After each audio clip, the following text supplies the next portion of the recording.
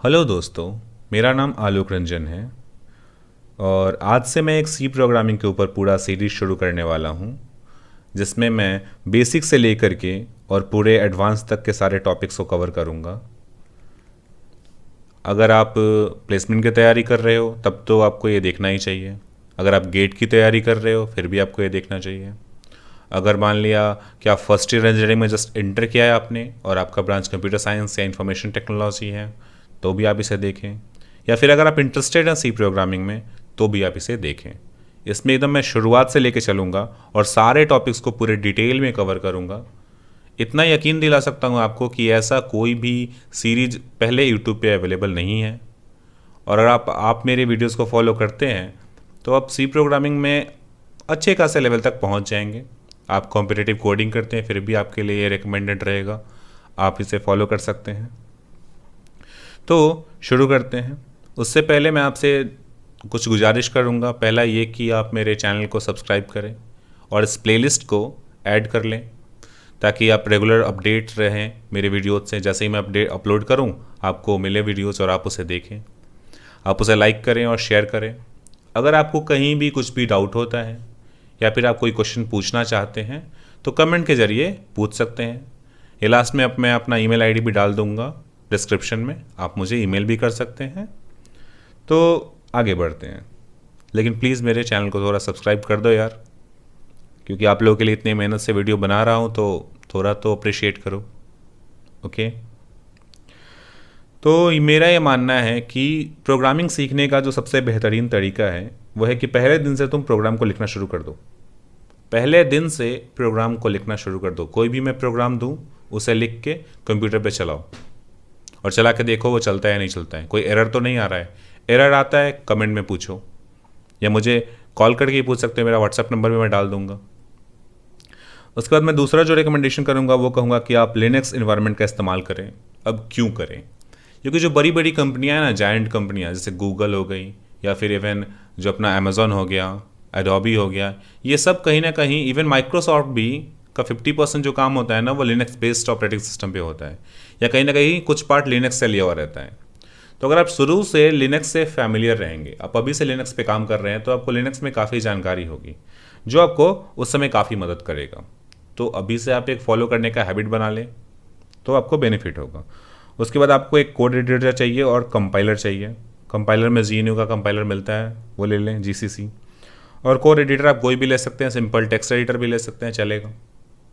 हालांकि मैं तो कभी कभी IDE इस्तेमाल करूंगा। अब IDE क्या होता है वो समझें। एक कोड एडिटर प्लस कंपाइलर, इन दोनों को जब मिला देंगे ना, और कभी कभी रन टाइम इन्वायरमेंट भी आता है, उसको बोलते हैं IDE। मतलब ये एक अलग से चीज़ आता है, ये एक अलग से चीज़ आता है, और इन तीनों चीज़, दो तीन चीज़ों को मिला करके एक बनता है IDE, जिसके अंदर ना आपको कंपाइलर डाउनलोड करना पड़ता है, ना आपको टेक्स्ट एडिटर डाउनलोड करना पड़ता है, सब कुछ उसके अंदर ही होता है। अब जैसे मान लो कि आपको एक बनाना है पावर पॉइंट का प्रेजेंटेशन, तो उसके लिए आपको चाहिए पावर पॉइंट। और अगर कुछ आपको टेक्स्ट लिखना है, एक लेटर लिखना है, तो आपको उसके लिए चाहिए MS वर्ड। लेकिन ये सब किसके अंदर आता है? MS ऑफिस के अंदर आता है। तो MS ऑफिस डाउनलोड कर लो तो दोनों काम हो जाएगा। सिमिलरली IDE है पूरा इंटीग्रेटेड सिस्टम जिसके अंदर दोनों चीज़ें होती हैं, कोड एडिटर भी होता है और कंपाइलर भी होता है। तो आगे बढ़ते हैं। अब प्रोग्राम लिखने का तरीका क्या है? आप टेक्स्ट एडिटर को ओपन करते हैं, उसे .c एक्सटेंशन के साथ सेव करते हैं। यह याद रखें, .c एक्सटेंशन के साथ ही आपको सेव करना है C फाइल को। और अगर C++ होगा तो उसके लिए .cpp एक्सटेंशन होता है। जावा फाइल होगा तो .java एक्सटेंशन होगा लास्ट में लिखा हुआ। जैसे अगर डॉक्यूमेंट देखा जाएगा ना तो .docx आता है, डॉक्स। पहले DOC आता था, अब डॉक्स आता है, एक्सटेंसिबल ये है, XML का साइन है एक्चुअली। खैर उस बात में हम नहीं जाएंगे अभी। तो डॉट जो होता है वो उसको बोलते हैं हम लोग एक्सटेंशन। तो फाइल नेम कुछ भी, मान लो मेरा नाम आलोक है तो मैं लिखूंगा आलोक.c। तो जो आलोक होगा वो होगा फाइल का नाम, और जो .c होगा वो होगा एक्सटेंशन। ये बताएगा कि इसके अंदर सोर्स कोड लिखा हुआ है सी प्रोग्राम का। ठीक है। उसके बाद जब हम एक बार फाइल को सेव कर देंगे तब उसके अंदर हम टाइप करेंगे प्रोग्राम को। अच्छा, ये सोचिए कि हम सेव करने के बाद क्यों टाइप करेंगे। जब सेव करने के बाद टाइप करेंगे ना तो जो हम लोग लिखते हैं ना कोड, तो कोड हाईलाइट होता है, कोड हाईलाइट होता है। वो आप देखेंगे जैसे जैसे मैं टाइप करूंगा कोड हाईलाइट क्या होता है। कोड हाईलाइट से क्या होता है कि अगर आप कुछ सिंटेक्स एरर कर रहे होंगे ना तो आप उसे आसानी से पकड़ लेंगे। इसलिए पहले आप सेव करें, बाद में प्रोग्राम को लिखें, मैं रेकमेंड करता हूँ। जब एक बार सेव कर लिया, प्रोग्राम को लिख लिया, उसके बाद उस क्रॉस बटन पे फिर से सेव करके कट कर दो, क्लोज कर दिया। अब आप जाएंगे सीधे टर्मिनल में, और टर्मिनल में आप टाइप करेंगे फाइल नेम, अगर आलोक होगा तो Alok dot C, file name dot C GCC के साथ। अब जीसीसी क्या है? जीसीसी है GNU कंपाइलर कलेक्शन। ये कंपाइलर का कलेक्शन है। ये क्या करता है, इसको आप ये फाइल देते हैं, इसको आप ये फाइल देते हैं तो ये इसे कंपाइल करके और एक आउटपुट फाइल देता है a.out। अब कंपाइलेशन क्या होता है इसके बारे में थोड़ा देर में डिस्कस करेंगे। अब a.out दे दिया फाइल हमें, अब हम इसको रन करना है। रन करने के लिए ये कोड है ./a.out। ये क्लिक करेंगे, आपके स्क्रीन पर जो भी इस फाइल के अंदर होगा वो रन होके आ जाएगा। एग्जाम्पल के तौर पे मेरे पास ये फाइल है, मान लो ये जो स्टेटमेंट लिखा हुआ है ना डबल स्लैश के बाद, इसे बोलते हैं हम लोग कमेंट।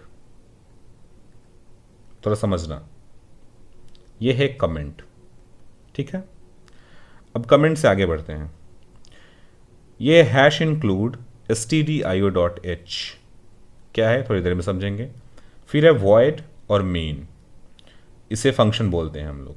जब भी कोई नाम लिखा हो और नाम के बगल में एक ऐसा सिंबल हो, पैरेंथेसिस बोलते हैं इसे, पैरेंथेसिस लगा हो तो इसका नाम लोग बोलते हैं फंक्शन, ठीक है। उसके बाद ये भी, ये प्रिंट एफ और बगल में क्या लगा है, पैरेंथेसिस, देखो यहां और यहां, तो और इसके बीच हमने कुछ दिया है, इसको बोलते हैं हम लोग आर्गुमेंट। इन सब चीज़ों के बारे में डिटेल में पढ़ेंगे, पर फिलहाल मैं इसे क्लीन कर देता हूं। और बस इतना समझते हैं कि ये कोई प्रोग्राम लिखा हुआ है और इसे रन करने का तरीका क्या है। हम टेक्स्ट एडिटर खोलेंगे, .c से सेव करेंगे, जैसे main.c से हमने यहाँ पे सेव किया है। उसके बाद इस पूरे फाइल को कॉपी करके पूरे टेक्स्ट को और पेस्ट कर देंगे, और पेस्ट करके उसे सेव कर देंगे। सेव करने के बाद हम टर्मिनल ओपन करेंगे, टर्मिनल में GCC फाइल नेम .c डालेंगे और वो कंपाइलेशन होकर के हमें a.out फाइल देगा, जिसे हम रन करेंगे ./a.out से। यहाँ तक समझ में आया बात? तो अब थोड़ा आगे बढ़ते हैं और इस प्रोग्राम को लाइन बाय लाइन समझते हैं कि ये है क्या। सबसे पहला जो लाइन था वो क्या था, हैश इंक्लूड stdio.h। अब सबसे पहले इसे समझते हैं, stdio.h है क्या। .h लिखा हुआ है यहाँ पे, मतलब कि ये हेडर फाइल है। अब हेडर फाइल क्या है वो थोड़ी देर में समझाता हूँ मैं। मान लो कि आपको जानना है कि फ्रेंच रेवोल्यूशन कब हुआ था, तो आप क्या करते हो, आपको पता है फ्रेंच रेवोल्यूशन हुआ था, तो वो तो हिस्ट्री के पार्ट है, थोड़ा सा क्लास 10th में पढ़ा होगा, क्लास 9th में पढ़ा होगा आपने, 9th-10th में। तो फ्रेंच रेवोल्यूशन को पता है हिस्ट्री का पार्ट है। तो एक लाइब्रेरी होता है और लाइब्रेरी के अंदर बहुत सारी किताबें होती हैं, तो आपने उसके अंदर से एक हिस्ट्री का किताब ले लिया। हिस्ट्री के किताब का नाम है यहाँ पे stdio.h, बस यही समझ लीजिए। और उसके अंदर बहुत सारा टॉपिक है, लेकिन आपको क्या देखना है, फ्रेंच रेवोल्यूशन, तो आप उस टॉपिक के ऊपर चले जाएंगे धीरे से, ठीक है। सिमिलरली stdio.h एक बहुत सारा लाइब्रेरीज ऑफ फाइल्स है, तो एक लाइब्रेरी फाइल है, इसके अंदर बहुत सारा फंक्शन है, पहले से बताया हुआ है कि कोई अगर ये लिखेगा तो आपको ये करना है, कोई अगर ये लिखेगा तो आपको ये करना है। जैसे printf लिखेगा कोई तो आपको स्क्रीन पे प्रिंट कर देना है। अगर scanf लिखेगा और उसके बाद कोई कीबोर्ड से बटन दबाएगा तो scanf का जो भी वो बटन दबाएगा वो आपको सेव कर लेना है अपने अंदर। ये सब कुछ इसके अंदर डिफाइन करके लिखा हुआ है। तो stdio.h, stdio जो स्टैंडर्ड इनपुट आउटपुट, ये है हेडर फाइल का नाम, स्टैंडर्ड इनपुट आउटपुट फाइल। इसके अंदर स्टैंडर्ड इनपुट आउटपुट फंक्शन सारे लिखे हुए हैं। जैसे कुछ स्क्रीन पे हमें डिस्प्ले करना है, हमें printf का इस्तेमाल करना है, स्क्रीन के ऊपर कुछ डिस्प्ले करना है, वो आउटपुट हो गया। कुछ हमें कीबोर्ड से रीड करना है, वो इनपुट हो गया। अब हेडर फाइल होता कहाँ है, वो कंपाइलर के अंदर होता है, ठीक है। जैसे printf एक एग्जांपल है, scanf है, ये सब इसके अंदर डिफाइंड है। किसके अंदर डिफाइंड है, stdio.h के अंदर। और stdio.h क्या है, एक हेडर फाइल है, एक लाइब्रेरी फाइल है, और इन सबको बोलते हैं लाइब्रेरी फंक्शंस और प्री डिफाइंड फंक्शंस, ठीक है। यहाँ तक बात समझ में आई। ये है सिर्फ बात किसकी कर रहे हैं हम, stdio.h की बात करी हमने। अब उससे पहले भी कुछ लिखा होता है, क्या लिखा होता है, हैश इंक्लूड, इसे हम बोलते हैं प्री प्रोसेसर डायरेक्टिव। ये क्या करता है, ये डायरेक्ट करता है, क्या कहता है, भाई सुनो लाइब्रेरी में जाओ, मैंने क्या कहा था आपको, फ्रेंच रेवोल्यूशन की किताब के बारे में जानकारी चाहिए, तो इसको हमने बोल दिया कि एक काम करो, हिस्ट्री का किताब मंगवा लो। तो हिस्ट्री का किताब क्या हो गया? लाइब्रेरी फंक्शन हो गया। ठीक है, हिस्ट्री का किताब हमने मंगवाया और उसके अंदर से हमने बाद में ढूंढ लिया कि फ्रेंच रेवोल्यूशन कहाँ पे है, चैप्टर नंबर देख करके। सिमिलरली हैश इंक्लूड stdio.h जब हमने लिखा तो इसने क्या किया कि उस फाइल को अपने पास लोड कर लिया, उस फाइल के सारे टेक्स्ट को कॉपी करके पेस्ट कर दिया। कहाँ? जिस फाइल को हम लिख रहे थे उस फाइल में, सिर्फ एक लाइन से। आगे मैं दिखाऊंगा कि कैसे ये लाइन पूरा हट जाता है और इस लाइन के बदले में इस फाइल का सारा टेक्स्ट यहाँ पे कैसे आ जाता है, सारा कोड्स यहाँ पे कैसे आ जाता है, वो हम देखेंगे। तो इसका काम इतना ही है। ये क्या कहता है? प्री प्रोसेसर क्या करता है? ये सारे फाइल को, पूरे इंटायर फाइल को लोड कर लेता है, अपने पास इंक्लूड कर लेता है। लिखने का तरीका क्या है? हेडर फाइल ऐसे इसके अंदर होगा, इसे बोलते हैं हम opening bracket closing bracket, greater than less than के अंदर साइन के अंदर होगा, ऐसे समझ सकते हैं आप। और इसके जगह पे ये जो पूरे लाइन है ना, हैश इंक्लूड stdio.h, इस लाइन को डिलीट कर देगा प्री प्रोसेसर, और प्री प्रोसेसर डिलीट करके पूरे फाइल के कंटेंट को यहाँ पे लोड कर देगा। तो हैश इंक्लूड प्री प्रोसेसर को बताता है कि आप एक काम कीजिए, आप उस फाइल को लाइए और उसके सारे कंटेंट को यहाँ पर डाल दीजिए। यही है प्री प्रोसेसर डायरेक्टिव। एक और दूसरा है प्री प्रोसेसर डायरेक्टिव, जिसे बोलते हैं हम हैश डिफाइन, जिसका इस्तेमाल हम लोग मैक्रो एक्सपेंशन के लिए करते हैं। ये याद रखें कि ये कंपाइलेशन से पहले वाला स्टेज है। ठीक है, ये कंपाइलेशन से पहले होता है, इसके बाद कंपाइलेशन होगा। आगे समझेंगे कि इस दौरान क्या क्या होता है, मैक्रो एक्सपेंशन क्या होता है। अब ये है हमारा मेन। वॉइड मतलब होता है रिटर्न टाइप, ये हम आगे समझेंगे वॉइड क्यों लिखा हमने, और इसका भी इससे कोई लेना देना नहीं है। बस ये जानिए कि कोई भी फंक्शन रन हुआ, जैसे मैंने आपको कहा कि आप एक गिलास पानी पी लो, तो आपने एक गिलास पानी पी लिया, लेकिन मुझे कैसे पता चला? मैंने आपको देखा, इसलिए मुझे पता चल गया कि आपने पानी पी लिया। लेकिन यहाँ पे मैंने कुछ काम करने के लिए कंप्यूटर को कहा, तो कंप्यूटर कैसे पता चलेगा वो काम हो गया? तो वो कुछ रिटर्न करता है। कंप्यूटर क्या करता है? कभी 1 रिटर्न कर देगा, या कभी 0 रिटर्न कर देगा, या कभी 10 रिटर्न करेगा। मान लो 10 रिटर्न किया मतलब काम हो गया है, 0 रिटर्न किया मतलब काम नहीं हुआ है, 1 रिटर्न किया मतलब काम थोड़ा सा हुआ है। ऐसा कुछ पहले से प्री डिफाइंड है। तो जब भी कोई काम पूरा करता है ना कंप्यूटर, तो कुछ रिटर्न करता है कि हाँ काम हो गया। तो यहाँ पे कुछ रिटर्न नहीं कर रहा है, इसलिए हम इसको बोलेंगे वॉइड। मतलब काम पूरा हुआ या नहीं हुआ, उससे कंप्यूटर को कोई लेना देना मतलब नहीं है अभी। ठीक है, तो इसको हम बोलते हैं वॉइड। अब उसके बाद ये है मेन, और पैरेंथेसिस लगा हुआ है। जैसे मैंने पहले बताया था, पैरेंथेसिस जहाँ भी लगाएगा मतलब ये कोई फंक्शन है, और फंक्शन का ये नाम हो गया मेन। ठीक है, और ये पैरेंथेसिस है। पैरेंथेसिस के हम लोग अंदर कुछ कुछ आर्गुमेंट्स देते हैं, जब जरूरत पड़ता है तो देते हैं, नहीं पड़ता है तो नहीं भी देते हैं, वो खाली भी रह सकता है। और फिर यहाँ से कर्ली ब्रैकेट शुरू होता है और यहाँ पे अंत होता है, और इसके अंदर होता है फंक्शन बॉडी। फंक्शन बॉडी क्या होता है? जो काम हमें कराना है उसको हम बोलते हैं फंक्शन बॉडी। इसके अंदर कुछ कमांड्स होते हैं और कुछ नहीं, और ये नाम है मेन। ठीक है, अब उसके बाद मेन को एक स्पेशल फंक्शन बोला गया है। क्यों? क्योंकि जब प्रोग्राम हम लोग शुरू करते हैं तो कहीं से शुरुआत करेगा। अगर मैं तुम्हें कहूँ काउंटिंग शुरू करो, तो काउंटिंग कहाँ से शुरू करोगे? 1 2 3 4 5 6, एक से ही क्यों शुरू करोगे? क्योंकि बचपन से हमारी आदत है। वैसे ही कंपाइलर की आदत है कि वो हमेशा मेन को ढूंढता है, और जो प्रोग्राम रन होता है वो मेन से ही शुरुआत होता है रन होना। तो हम लोग मेन ऐसे ही लिखेंगे, और वो हमेशा स्मॉल केस में लिखा रहना चाहिए। ये नहीं कि यहाँ पे आप मेन ऐसे लिख देंगे। ये मेन और ये मेन डिफरेंट है, क्योंकि सी प्रोग्रामिंग जो है वो केस सेंसिटिव लैंग्वेज है। जो कैपिटल केस में लिख रहे हैं, जो स्मॉल केस में लिख रहे हैं, दोनों अलग अलग चीज़ें हैं। ठीक है, वो दोनों को कंपाइलर अलग अलग चीज़ें समझता है। अब थोड़ा आगे बढ़ते हैं। सी प्रोग्राम में बेसिकली होता क्या है? 2 चीज़ें होता है, एक होता है फंक्शन और दूसरा होता है वेरिएबल। इसी 2 चीज़ों से मिलकर बनता है एक सी प्रोग्राम। छोटी मोटी चीज़ें और होती है, कॉन्स्टेंट्स वगैरह, वो चीज़ें हम आगे पढ़ेंगे, जो वेरिएबल के अंदर ही आ जाती हैं। ऐसे वेरिएबल्स जिनकी वैल्यू कांस्टेंट हो उनको बोलेंगे कांस्टेंट। और फंक्शन के अंदर क्या होता है? कमांड्स। उन्हें करना क्या है? कमांड्स मतलब 2 को 2 से ऐड करो, ये कमांड है। लेकिन 2 और 2 क्या है? एक कांस्टेंट है, एक वेरिएबल है, ऐसा मान सकते हैं हम। तो एक सी प्रोग्राम के अंदर बेसिकली 2 ही चीज़ें होती हैं, एक होता है वेरिएबल और दूसरा होता है फंक्शन। और फंक्शन के अंदर होते हैं कुछ कमांड्स। ठीक है, अब फंक्शन दो तरह के होते हैं, सिंगल लाइन के भी हो सकते हैं जैसे प्रिंटफ, और इसके अंदर हमने कुछ आर्गुमेंट दे दिया तो एक सिंगल लाइन का फंक्शन हो गया, या फिर मल्टीपल लाइन का फंक्शन हो सकता है। ये फंक्शन क्या कर रहा है, सिर्फ एक ही काम कर रहा है, इसको प्रिंट कर रहा है। लेकिन ये जो फंक्शन है ये बहुत सारे काम करेगा, जैसे कि हमारा मेन, इसे अगर ध्यान से देखें तो ये जो मेन फंक्शन है इसके अंदर बहुत सारा, शुरुआत में देखते हैं यहाँ, ये जो मेन फंक्शन है इसके अंदर ये पूरा काम एक दूसरा फंक्शन है, तो फंक्शन के अंदर भी फंक्शन आते रहेगा, उसके लिए टेंशन में आने की जरूरत नहीं है। फंक्शन के अंदर बहुत सारा फंक्शन हो सकता है, क्योंकि फंक्शन ही है तो एक्चुअली कमांड होता है। तो जब बहुत सारा फंक्शन होता है तो उसे वो जो होता है वो ग्लोबल फंक्शन होता है, और जो नीचे वाला होगा लोकल फंक्शन होगा। उसके बारे में हम बाद में समझेंगे, फिलहाल बस इतना समझो कि फंक्शन दो हो सकता है, एक होता है सिंगल लाइन का फंक्शन हो सकता है जो एक छोटा सा काम करे, और बड़ा सा काम करे उसे बोलते हैं बिगर फंक्शन अभी के लिए।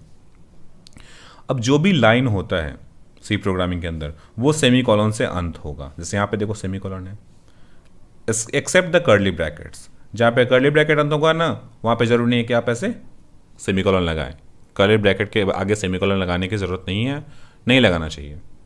ठीक है, अब थोड़ा और आगे बढ़ते हैं और समझते हैं कि ये जो लिखा हुआ था, जो हमने कोड फर्स्ट लाइन से देख रहे हैं, ये किस लैंग्वेज में लिखा हुआ है, ये लिखा हुआ है इंग्लिश लैंग्वेज में, जो आदमी समझ सकता है, ह्यूमंस कैन अंडरस्टैंड इट। लेकिन कंप्यूटर समझ सकता है क्या? नहीं। क्यों? कंप्यूटर को सिर्फ 0 और 1 ही पता है, उसके अलावा कुछ पता ही नहीं है।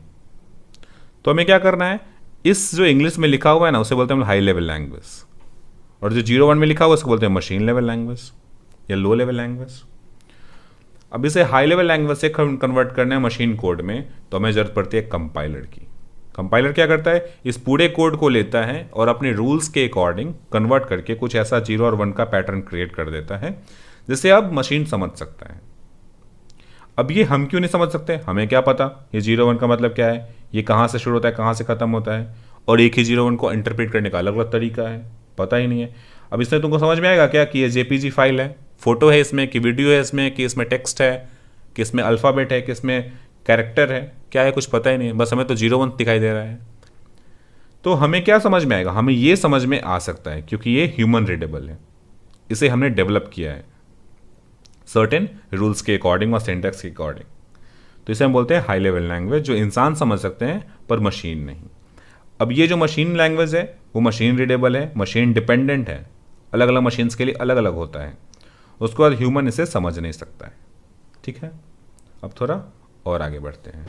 कंपाइलेशन क्या है, प्रोसेस ऑफ कंपाइलेशन क्या है, जो अभी तक हम कंपाइलेशन की बात कर रहे थे कि फाइल लेगा और उसे कंपाइल कर देगा। तो कंपाइलेशन में होता क्या है कि जो हमारा हाई लेवल लैंग्वेज था अभी तक, उसे बनाना क्या है, उसे बनाना है मशीन कोड यहाँ फाइनली, और मशीन कोड देख के हमें क्या करना है, उससे काम करवाना है। तो वो कैसे करेंगे, तो सबसे पहले जो हाई लेवल कोड है हमारा उसे हम देते हैं प्री प्रोसेसर को। हालांकि ये आपको पता नहीं चलेगा, वो सब कुछ कंपाइलर के अंदर ही होता है। तो सबसे पहले हो जाता है प्री प्रोसेसर के पास, और प्री प्रोसेसर करता है 3 चीज़ें। पहले क्या करता है, सारे कमेंट्स को हटा देता है। अब कमेंट्स क्या होता है वो मैं आपको दिखाऊंगा यहाँ पे एग्जाम्पल में। ये जो हैश बाई आलोक रंजन में लिखा था ना, इसका कोई ज़रूरत नहीं है प्रोग्राम के रन होने में, इसे बोलते हैं हम लोग कमेंट।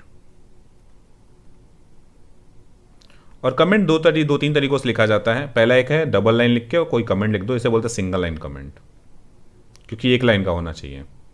दूसरा होता है मल्टी लाइन कमेंट में क्या होता है, एक लिखेंगे black slash forward slash star और फिर स्टार फॉरवर्ड स्लैश क्लोज। इसके अंदर होता है मल्टी लाइन कमेंट, इसके अंदर कितना भी लाइन हम लिख सकते हैं, ये 2 3 4 कुछ भी लिख सकते हैं। तो अलग अलग तरीके कमेंट्स लिखने के। अब कमेंट्स लिखते क्यों हैं, कमेंट्स लिखने से क्या समझ में आता है, ये प्रोग्राम मैंने बनाया है। उसके बाद मैं यहाँ पे एक कमेंट डाल के लिख दूंगा कि ये फाइल इंक्लूड करता है, यहाँ डाल के लिख दूंगा ये मेन फंक्शन है, यहाँ डाल के लिख दूंगा ये प्रिंट करता है। तो कमेंट एक्चुअली कर क्या रहा है, कमेंट हमारे प्रोग्राम को रीड करने की कैपेबिलिटी को बढ़ा रहा है, रीडेबिलिटी को बढ़ा रहा है, मतलब प्रोग्राम को हम आसानी से पढ़ के समझ सकें, इसलिए हम लोग कमेंट का इस्तेमाल करते हैं।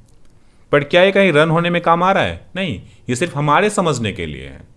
इसीलिए जो प्री प्रोसेसर है वो उन कमेंट्स को हटा देता है, क्योंकि उनको प्रोग्राम को सिर्फ रीडेबल बनाता है, वो प्रोग्राम को फंक्शन करने से उसको कोई रिलेशन नहीं है। जो दूसरा क्या करता है प्री प्रोसेसर, फाइल इंक्लूजन बोलते हैं उसे, मतलब वो फाइल को इंक्लूड करता है। मैंने बताया था ना, कंटेंट को कॉपी करेगा और हैश इंक्लूड जो लिखा हुआ है वहाँ पे लाके पेस्ट कर देगा उस लाइन को डिलीट करके। उसके बाद कभी कभी वो मैक्रो एक्सपेंशन भी करता है। वो क्या है, जैसे मैंने लिखा सबसे ऊपर हैश डिफाइन पाई 3.14 लिख दिया, इसे बोलते हैं ग्लोबल वेरिएबल भी बोलते हैं, आगे समझेंगे क्या है ये। एनीवे फिलहाल ये समझे कि hash define pi is equal to 3.14 लिख दिया और हमने प्रोग्राम में 20 जगह पे पी लिखा, पी लिख दिया पाई। तो क्या करेगा कि जैसे ये प्री प्रोसेसर को देंगे ना, इन सारे पी को डिलीट कर देगा और वहां पे क्या पुट कर देगा, 3.14 इसकी वैल्यू। तो इसे बोलते हैं मैक्रो एक्सपेंशन। जैसे आपको कोई टेक्स्ट लिखा, कोई स्ट्रीम लिखा हो, जैसे लिखा एक बहुत बड़ा एक सेंटेंस लिखा हुआ हो और वो आपको 30 जगह लिखना हो, तो आप क्या करेंगे, आप लिखेंगे P I is equal to बड़ा सा सेंटेंस, और फिर जहाँ भी वो बड़ा सा सेंटेंस लिखना हो वहाँ पे सिर्फ पी आई लिख देंगे, तो आराम से वो पूरे कंटेंट को कॉपी करके वहाँ पेस्ट कर देगा। बस यही समझे, इसको यहाँ से कॉपी करता है और सारे जगह पे पेस्ट कर देता है, और ये यहाँ से भी डिलीट हो जाता है और बाकी जगह से भी पी आई डिलीट कर देता है। मतलब उसके बाद अगर एक बार प्री प्रोसेसर हो गया, प्री प्रोसेसिंग हो गया पूरा, तो उसके बाद कहीं भी आपको ये वेरिएबल का नाम नहीं मिलेगा, पूरी जगह से डिलीट कर देता है। यहाँ पे प्री प्रोसेसर का काम खत्म और अब हमें मिलता है प्योर हाई लेवल लैंग्वेज। अभी भी ये हाई लेवल में ही है, तो अब ये जाएगा कंपाइलर के पास। अब कंपाइलर क्या करता है, अपने सिंटैक्स के अकॉर्डिंग कुछ रूल्स डिफाइंड है उसके अंदर, उस रूल के अकॉर्डिंग एरर चेक करता है। अगर एरर होगा तो एरर बता देगा कि हाँ फलाने लाइन में आपका एरर है, और अगर सिंटैक्स एरर नहीं मिलेगा इसे, तो आपको सीधे वो असेंबली लैंग्वेज में कन्वर्ट करके दे देगा। अब सिंटैक्स एरर क्या होता है इसके बारे में थोड़ी देर में हम चर्चा करेंगे, पर दो तरह के एरर होते हैं, 2 या 3 तरह के एरर समझ सकते हैं। पहला होता है सिंटैक्स एरर, दूसरा होता है रन टाइम एरर। मतलब कोई लॉजिकल एरर अगर हो, मतलब अगर आपको करना था 2+3 पर आपने कर दिया क्या 2+4, तो ये कंप्यूटर को समझ में नहीं आएगा कि आपने एरर किया या नहीं किया, ये आपको समझ में आएगा। तो ये कंपाइलर नहीं डिटेक्ट कर सकता, इसे बोलते हैं run time error, logical error. लेकिन दूसरा क्या है, आपने कोई सेमीकोलन छोड़ दिया तो ये कंपाइलर पढ़ कर लेगा। सिंटेक्स में जब कोई गड़बड़ी होगा, आपने कोई कर्ली ब्रैकेट छोड़ दिया देना, भूल गए, तो वो ये कंपाइलर पकड़ लेगा। आपने हैश इंक्लूड को लिखना, हैश भूल गए लिखना, तो ये कंप्यूटर पकड़ लेगा। तो ऐसी जो छोटी मोटी गलतियां करेंगे ना, टाइपोग्राफिकल एरर एक तरह से कह सकते हैं, ये कोई टाइपो एरर, स्पेशली जो कोड्स है उनमें, जो सिंटेक्स है उनमें, तो वो कंपाइलर डिटेक्ट कर लेगा और वो आपको एरर दे देगा। और अगर ये नहीं देगा, मतलब सिंटेक्स एरर नहीं है, तो कंपाइल्ड हो जाएगा और कंपाइल होकर आपको मिलेगा असेंबली लैंग्वेज में। अब आप इसे अभी भी थोड़ा थोड़ा समझ सकते हैं। ऐसा एक टाइम था जब लोग असेंबली लैंग्वेज में कोडिंग करते थे, और वो ज़माना बीत गया, अब हम लोग नहीं करते हैं। अब आता है असेंबलर। असेंबलर जो होता है ना, वो मशीन डिपेंडेंट होता है। असेंबलर किस पर डिपेंड करता है, आपका कौन सा हार्डवेयर है, आपका कौन सा प्रोसेसर है, कैसा रैम है आपका, उसके अकॉर्डिंग डिपेंड करता है आपका, it depends on your hardware. और असेंबलर क्या करता है, असेंबली लैंग्वेज को कन्वर्ट करके क्या करता है, मशीन कोड में कन्वर्ट करता है। और मशीन कोड रिलोकेटेबल का मतलब क्या है, मशीन कोड जो कन्वर्ट किया ना, उसको ऐसी जगह पे रखता है जहां वापस से चाहे तो ढूंढ सकता है। अच्छा, अभी ढूंढने की ज़रूरत क्यों पड़ी, क्योंकि आगे हमारा लिंकर। लिंकर क्या करता है, अब मान लो एक हमारा है प्रिंटफ, जिससे पहले का एक प्रोग्राम था, एक हमारा फंक्शन है प्रिंटफ जिसे कंपाइल किया गया अलग से, और दूसरा है file.c जो हमने फाइल लिखा है पूरा। तो इन दोनों को सेपरेटली कंपाइल किया जाता है, और कंपाइलेशन के बाद लिंकर क्या करता है, इन दोनों को ऐड कर देता है, क्योंकि हमें तो पूरा ज़रूरत है ना इसके अंदर, हमें तो कंपाइल्ड में ज़रूरत है, वो दोनों का ज़रूरत है, इसका भी ज़रूरत है और इसके पार्ट को भी ज़रूरत है। तो ये दोनों इंडिपेंडेंटली कंपाइल होता है, असेंबलर इन दोनों को इंडिपेंडेंटली कन्वर्ट करता है, और वापस लिंकर क्या करता है, इन दोनों को ऐड करके रनेबल फाइल में कन्वर्ट कर देता है। जब एक बार रनेबल फाइल आ गया तो अब इसे लोड करता है लोडर, और फिर एग्जीक्यूट होता है वो। तो ये ओवरऑल एक कंपाइलेशन का प्रोसेस है हमारा। ठीक है, अब थोड़ा आगे बढ़ते हैं हम। अगर हम चाहें तो हर एक स्टेप में क्या हो रहा है ये देख सकते हैं। अब कैसे देख सकते हैं, उसके लिए कुछ कोड्स हैं। जैसे हाई लेवल में क्या है हमारा, file.c है। अगर हम चाहें कि प्री प्रोसेसर के बाद क्या हालत होती है, तो अगर हम ये कोड लिखें कि gcc -e file.c greater than symbol file dot आई। तो ये क्या करेगा, ये फाइल डॉट आई क्रिएट करेगा फाइल जो प्योर हाई लेवल लैंग्वेज होगा, प्री प्रोसेसर के बाद वाला स्टेप, और इसमें कहीं भी आपको कमेंट्स वगैरह नहीं मिलेगा। फाइल ऑलरेडी इंक्लूड कर देगा stdio.h का कंटेंट, आप चाहें तो देख सकते हैं। हालांकि मैं डेमो दिखाऊंगा अभी आने वाले तुरंत एक वीडियो के बाद, ये इसी वीडियो में ऐड करके दिखा दूंगा आपको कंप्यूटर स्क्रीन को प्रोजेक्ट करके। अब उसके बाद अगर हमें मुझे देखना है कि असेंबली लैंग्वेज में जाने के बाद क्या हालत होगी उसकी, तो हम ये वाला कोड लिखेंगे, और स्लैश का मतलब है कि आप -s फाइल डॉट आई भी लिख सकते हैं, तब भी आपको ये देगा, और फाइल डॉट सी लिखेंगे तब भी आपको फाइल डॉट एस लिख के देगा, ये फाइल बनाएगा। आप इस फाइल को ओपन करके देख सकते हैं कि असेंबली लैंग्वेज में कैसा कोड आएगा। अब उसके बाद फाइल अगर इसको चेंज करके ऑब्जेक्ट कोड में देखना मशीन कोड में क्या हालत होती है, तो आप इस कोड को लिखें। ये स्लैश फाइल डॉट सी लिखने का मतलब है कि आइदर आप ये लिखे कोड या फिर आप स्लैश फाइल डॉट सी लिखें, फाइल डॉट एस लिखे या फाइल डॉट सी लिखें, आपको ये वाला फाइल डॉट ओ फाइल मिलेगा, और फाइनली आपको ए डॉट आउट मिलेगा। क्लियर है? अगर आप चाहें कि आपको सारे फाइल्स को देखना है तो आप सिंपली एक कोड लिख सकते हैं, gcc-w all-save-temps file dot C, तो आपको सारा फाइल एक बार में file dot I, file dot S, file dot O, file dot और ए डॉट आउट सारा फाइल एक साथ बना के दे देगा। सारे को आप ओपन करके देख सकते हैं। तो फिलहाल के लिए इतना ही। अब मैं आपको कंप्यूटर स्क्रीन पे लेके जाऊंगा और मैं आपको दिखाऊंगा कि कैसे ये कंपाइलेशन होता है, कैसे एक एक फाइल बनता है, और सब कुछ आपको मैं डिटेल में दिखाना चाहता हूँ, जो भी मैं दिखाऊंगा 2 मिनट के अंदर। ओके, तो ये हमारा उबंटू ऑपरेटिंग सिस्टम है। इसमें हम लोग टेक्स्ट राइटर को ओपन करेंगे जो नॉर्मल सा है।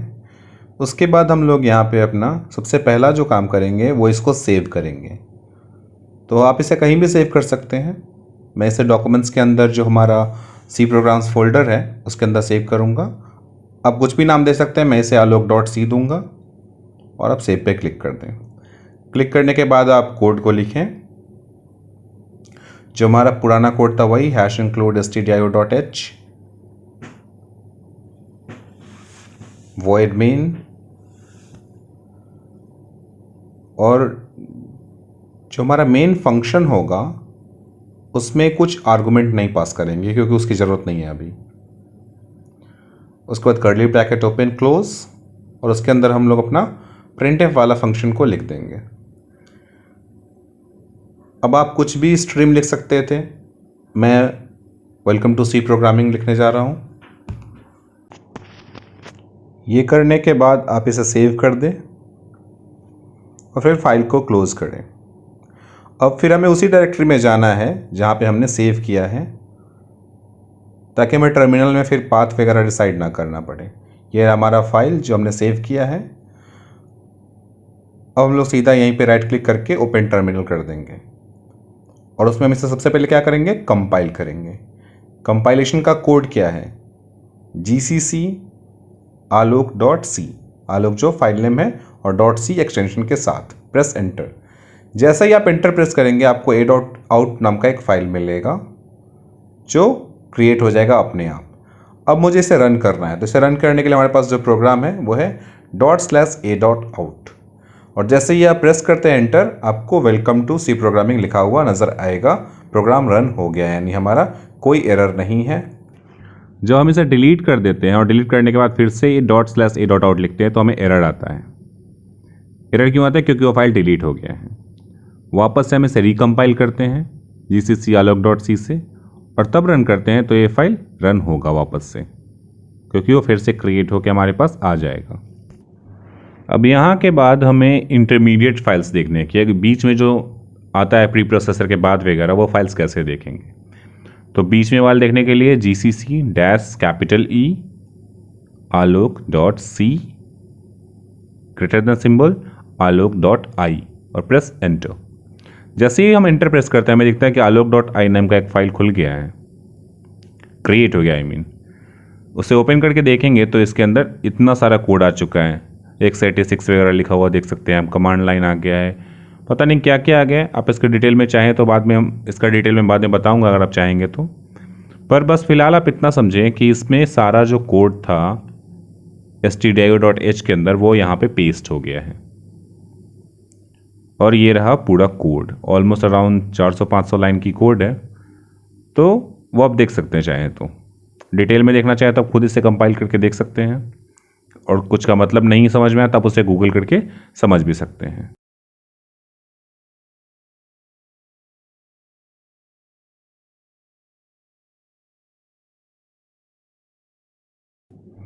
तो अभी तक जो हमने देखा वो था प्री प्रोसेसर के बाद वाला स्टेप।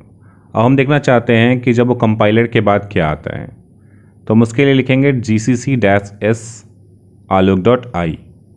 तो देखें कि यहाँ पे alok.s नाम का एक फ़ाइल क्रिएट हो जाएगा और इसके अंदर ये सारे कोड्स आ जाएंगे। अब इसमें लाइन नंबर देखना बहुत कम हो गया है। पहले जो सारा पेस्ट हुआ था, कंपाइलर क्या किया, जिसकी ज़रूरत नहीं थी उसे कंपाइल नहीं किया। और यहाँ आप देख रहे हैं उबंटू का कुछ वर्जन वगैरह, तो मैं आपको ये दिखा देना चाहूँगा कि ये जो हमारे पास वर्जन है उससे कोई लेना देना उसका नहीं है। ये सेटिंग के अंदर जाना पड़ेगा मुझे, और सेटिंग के अंदर अच्छा नया में चेंज हो गया थोड़ा सा, अबाउट के अंदर मिलेगा हमें। देखो जो मेरा वर्जन है उबंटू का वो 20 पॉइंट समथिंग है, और जो यहाँ पे लिखा है उबंटू का वर्जन वो 9.3.9 लिखा हुआ है, यानी इन दोनों कोई रिलेशन नहीं है। बस ये दिखाने के लिए मैंने ऐसा किया। ओके,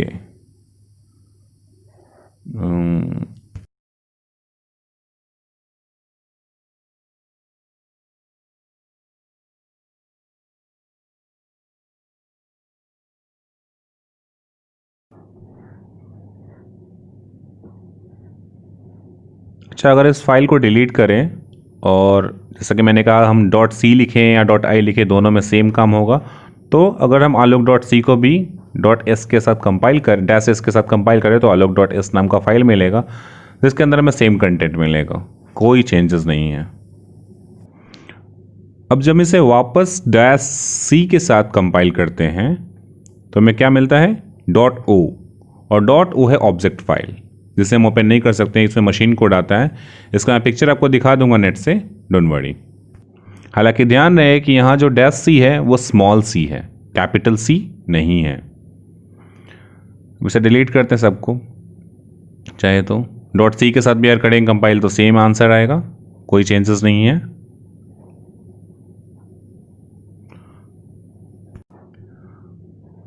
और अगर हम देखें कि -o के साथ अगर हम इसे कंपाइल करते हैं वापस, तो हमें मिलेगा एक .a.out फाइल, और a.out हमारा आउटपुट फाइल है, जो एक्चुअली अगर हम शुरू में सिर्फ gcc alok.c लिख के कंपाइल करते हैं तो हमें a.out मिलता है, वो फाइनल स्टेज ऑफ कंपाइलेशन है। और इसे हम रन करने के लिए .a.out से रन कर लेते हैं, तो हमारा आउटपुट यहाँ पे मिल जाता है। तो कहने का मतलब हुआ कि इतना सारा इंटरमीडिएट स्टेप्स होता है इंटरनली।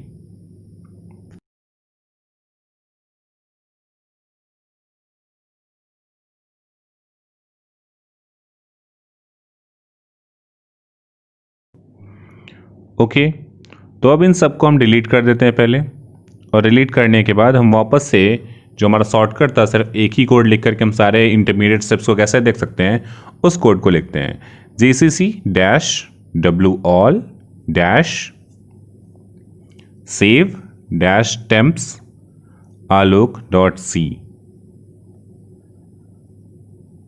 और अगर आउटपुट फाइल हमें चाहिए तो -o, और उसके बाद आउटपुट फाइल का नाम, मेरा नाम आलोक रंजन, तो आलोक लिख सकते हैं या फिर रंजन लिख देते हैं, जो आपकी इच्छा आप लिख सकते हो।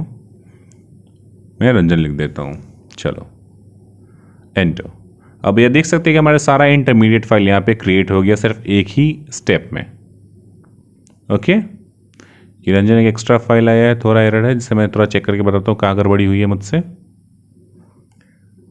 एनीवे, फिलहाल के लिए बस इतना ही, बाकी नेक्स्ट लेक्चर में हम लोग देखेंगे।